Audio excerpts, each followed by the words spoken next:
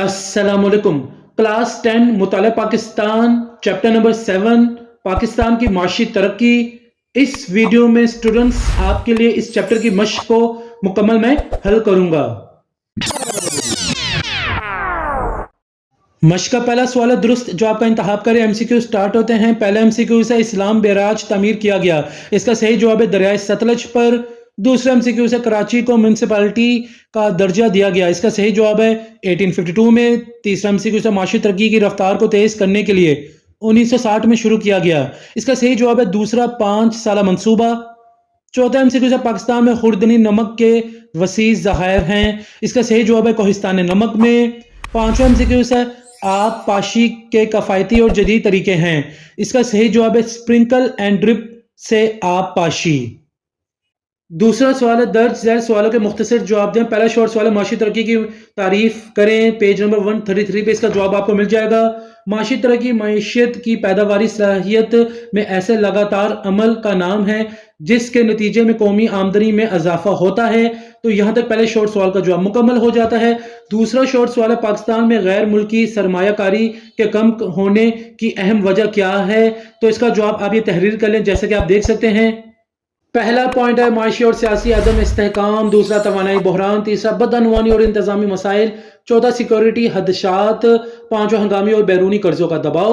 तीसरा शॉर्ट सवाल है अगला अफरादी कुव्वत से क्या मुराद है, इसमें कौन से लोग शामिल होते हैं। इसका जवाब सफ़र नंबर 136 पे आपको मिल जाएगा। अफरादी कुव्वत लेबर फोर्स या वर्क फोर्स से मुराद 16 साल या इससे ज्यादा उम्र के वो अफराद हैं जो कमाने के अहल हों। इनमें बरसरे रोजगार और बेरोजगार दोनों तरह के अफराद शामिल होते हैं। ये तो क्वेश्चन नंबर 3 का आंसर। क्वेश्चन नंबर 4 है दफाई सनत से क्या मुराद है। सफ़र नंबर 151 152 पे इसका जवाब आपको मिल जाएगा। सबसे पहले आपने सफ़र नंबर 151 पे आना है। यहां से लिखना दफाई सनत की तरक्की मुल्क के दफा को मजबूत बनाने में अहम किरदार अदा करती है। फिर पेज नंबर 152 पे आपने आ जाना है। यहां से लिखना स्टार्ट करना है ये मुल्क की जरूरियात के मुताबिक असला गोला बारूद और दीगर दफाई सामान तैयार करती है। तो ये तो क्वेश्चन नंबर 4 का आंसर। क्वेश्चन नंबर 5 है पाकिस्तान के 5 राब्ता नहरों के नाम लिखे। सफ़र नंबर 145 पे इसका जवाब आपको मिल जाएगा। तो स्टूडेंट्स जैसा कि आप देख सकते हैं राब्ता नहरें के नाम लिखे हुए हैं। 7 नहरें के नाम लिखे हुए हैं। आप इनमें से कोई से भी 5 नाम लिख सकते हैं। ये क्वेश्चन नंबर 5 का आंसर था। क्वेश्चन नंबर 6 है खाम कौमी पैदावार जीडीपी से क्या मुराद है। सफ़र नंबर 134 पे इसका जवाब आपको मिल जाएगा। जैसे कि आप देख सकते हैं यहां से आपका जवाब स्टार्ट होगा। खाम कौमी पैदावार जीडीपी किसी मईशत में किसी मखसूस अरसे के दौरान में पैदा की जाने वाली अशिया खिदमात के मार्केट कीमत पर मजमुआ को कहते हैं। मखसूस अरसा से मुराद आम तौर पर 1 साल होता है। ये क्वेश्चन नंबर 6 का आंसर था। क्वेश्चन नंबर 7 है सिंध तास माहदे के तहत पाकिस्तान में कौन से डैम बने। पेज नंबर 143 पे इसका जवाब आपको मिल जाएगा। क्वेश्चन नंबर 7 का आंसर ये दरियाए झेलम पर मंगला डैम और दरियाए सिंध पर तरबेला डैम बना गया। ये क्वेश्चन नंबर 7 का आंसर है। इसके बाद क्वेश्चन नंबर 8 है क्रोमाइट के बड़े ज़खायर पाकिस्तान में कहां पाए जाते हैं। सफ़र नंबर 138 पे इसका जवाब आपको मिल जाएगा। यहां से क्वेश्चन नंबर 8 का आंसर स्टार्ट होगा। बलोचिस्तान में इसके ज़खायर मुस्लिम बाग चाकी वगैरह के इलाकों में पाए जाते हैं। सुबह खैबर पख्तूनख्वा में मालाकंड और महमद एजेंसी वगैरह में भी इसके ज़खायर मौजूद हैं। ये क्वेश्चन नंबर 8 का आंसर था। क्वेश्चन नंबर 9 है खुर्दनी नमक का इस्तेमाल बयान करें। सफ़र नंबर 139 पे इसका जवाब आपको मिल जाएगा। यहां से आपका जवाब स्टार्ट होगा। जैसे कि आप देख सकते हैं नमक इंसानी जायके का एक अहम अंसर है जो खुराक के अलावा soda ash caustic soda sodium bicarbonate textile mill और चमड़े वगैरह की सनतों में इस्तेमाल होता है। ये क्वेश्चन नंबर 9 का आंसर था। क्वेश्चन नंबर 10 है मेरानी डैम के बारे में आप क्या जानते हैं। सफ़र नंबर 147 पे इसका जवाब आपको मिल जाएगा।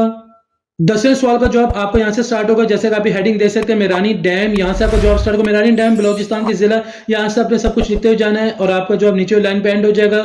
सैराब करता है। इन शॉर्ट इस हेडिंग में जो कुछ लिखा है ये क्वेश्चन नंबर 10 का आंसर है। क्वेश्चन नंबर 11 है तजारती खसारे से क्या मुराद है। सफ़र नंबर 156 पे आपने आ जाना। यहाँ से आपको जवाब स्टार्ट होगा।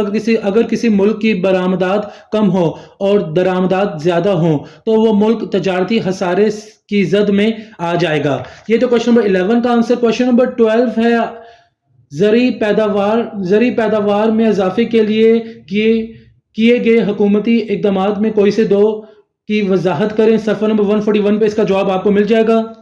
12ویں سوال کا پہلا پوائنٹ آپ نے یہ لکھنا ہے، ناہموار کھیتوں کو ہموار بنانے کے لیے لیزر لینڈ لیولنگ ٹیکنالوجی کا فروغ۔ دوسرا پوائنٹ، کاشتکاروں کی جدید ٹیکنالوجی سے متعلق تربیت۔ یہ تک 12ویں سوال کا جواب۔ کوشچن نمبر 13 ہے، سیلابی نہروں کے فوائد لکھیں۔ صفحہ نمبر 142 پہ اس کا جواب آپ کو مل جائے گا۔ یہاں سے آپ کا جواب سٹارٹ ہوگا، جیسے کہ آپ دیکھ سکتے ہیں سیلابی نہریں کی ہیڈنگ ہے، موسم گرما اور برسات میں جب دریاؤں میں پانی کی سطح بلند ہو جائے یا دریاؤں میں شدت طغیانی کے وقت پانی خطرے کے نشان تک پہنچ جائے تو بیراج کو نقصان سے بچانے کے لیے ان نہروں میں پانی چھوڑ دیا جاتا ہے۔ یہ کوشچن نمبر 13 کا آنسر تھا۔ کوشچن نمبر 14 ہے، کاریز کا استعمال بیان کریں۔ صفحہ نمبر 143 پہ آپ نے آ جانا ہے، جیسے کہ آپ یہ ہیڈنگ دیکھ سکتے ہیں، کاریز کی پاکستان میں یہ نظام صوبہ بلوچستان میں ہے، جہاں علاقے کی مخصوص جغرافیائی صورتحال، یہاں سے آپ نے سب کچھ لکھتے ہوئے جانا ہے، تو آپ کا جواب اینڈ ہو جائے گا، جیسے کہ آپ دیکھ سکتے ہیں اضلاع میں بنائے گئے ہیں۔ تو یہ تو کوشچن نمبر 14 کا آنسر، ان شارٹ یہ پورا پیراگراف کوشچن نمبر 14 کا آنسر ہے۔ کوشچن نمبر 15 ہے، وارسک ڈیم کہاں اور کس دریا پر بنایا گیا ہے؟ صفحہ نمبر 147 پہ آپ نے آ جانا ہے، جیسے کہ آپ دیکھ سکتے ہیں، یہاں سے آپ کا جواب سٹارٹ ہوگا۔ یہ ڈیم پاکستان کے صوبہ خیبر پختونخوا میں پشاور کے نزدیک دریائے کابل پر بنایا گیا ہے۔ یہ کوشچن نمبر 15 کا آنسر تھا۔ کوشچن نمبر 16 ہے، گھریلو صنعت کی تعریف کریں۔ صفحہ نمبر 150 پہ آپ نے آ جانا ہے، یہاں سے آپ کا جواب سٹارٹ ہوگا۔ گھریلو صنعت سے مراد ایک ایسی صنعت ہے جو گھر ہی پر، یہاں سے آپ نے سب کچھ لکھتے ہوئے جانا ہے اور آپ نے نیچے لائن پہ جواب مکمل ہو جائے گا آپ کا، جیسے کہ آپ دیکھ سکتے ہیں ایک محدود پیمانہ پر ہی کیا جائے۔ یہاں تو کوشچن نمبر 16 کا آنسر مکمل ہو جاتا ہے۔ اس کے بعد کوشچن نمبر 17 ہے، جو کہ لاسٹ کوشچن ہے، پاکستان میں تیل اور گیس کی تلاش کے لیے کون سا ادارہ بنایا گیا ہے؟ صفحہ نمبر 154 پہ اس کا جواب آپ کو مل جائے گا۔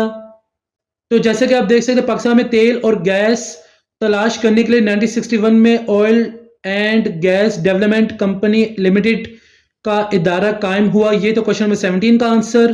تیسرا سوال ہے، درج ذیل سوالات کے تفصیل سے جواب دیں۔ پہلا لانگ سوال ہے، پاکستان کے اہم معدنیات بیان کریں۔ صفحہ نمبر 137 138 139 پہ اس کا جواب آپ کو مل جائے گا۔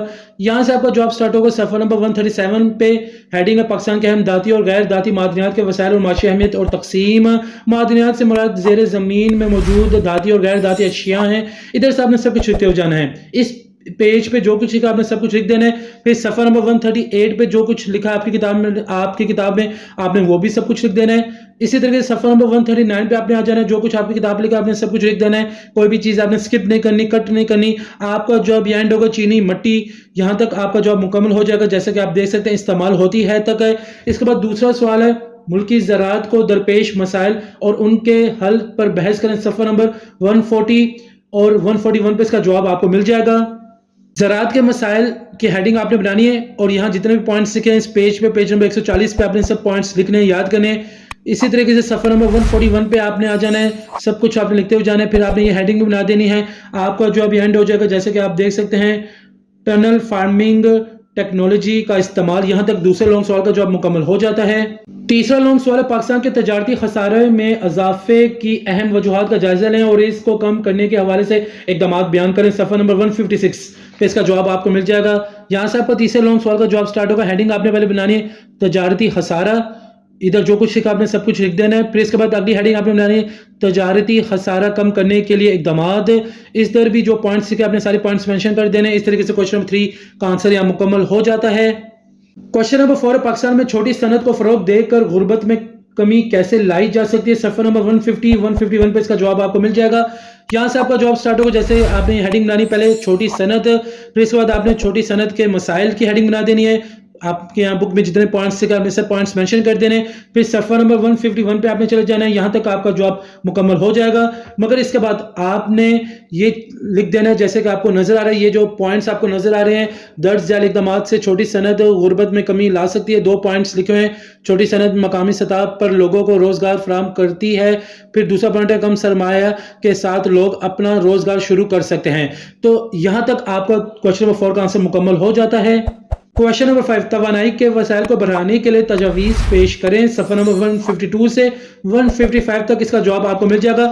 آپ کا جواب یہاں سے سٹارٹ ہوگا، جیسے کہ آپ یہ ہیڈنگ دیکھ سکتے ہیں، توانائی معاشی ترقی کے لیے بنیادی عنصر کے طور پر کام کرتی ہے۔ وسائل توانائی کی عام طور پر درج ذیل 4 اقسام ہیں: بجلی، گیس، معدنی تیل، کوئلہ.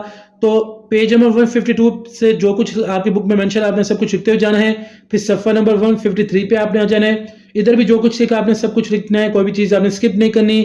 پھر پیج نمبر 154 پہ آپ کی کتاب میں جو کچھ لکھا آپ نے سب کچھ منشن کر دینا ہے, کوئی بھی چیز آپ نے سکپ نہیں کرنی. آپ کا جو ابھی اینڈ ہوگا صفحہ نمبر 155 پہ, جیسے کہ آپ دیکھ سکتے ہیں بڑھانے کی ضرورت ہے. یہاں تو کوشچن نمبر 5 کا آنسر مکمل ہو جاتا ہے. تو یہاں آ کر اس سبق کی مشق مکمل ہو جاتی ہے. امید کرتا ہوں آپ نے سب سوالوں کے جواب نشان لگا لیے ہوں گے. ایک نئی ویڈیو میں آپ سے پھر ملاقات ہوگی. مجھے اجازت دیں. جزاک اللہ.